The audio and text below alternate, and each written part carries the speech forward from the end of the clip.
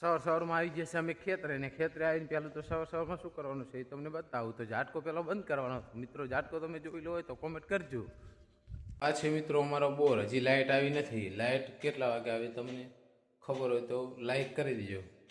અને આ છે મિત્રો ઝાટકો. ઝાટકો તમે કોઈ દિવસ જોઈ લો નહીં હોય. ઝાટકો બંધ કરવો હોય તો કાળા કલરની ચાંપ છે એ આમ ઝાટકો બંધ કરી દેવાનો. ચાર્જિંગની ચાંપ છે વ્હાઈટ એટલે આમ કરી દેવાનું એટલે ઝાટકો થઈ ગયો બંધ.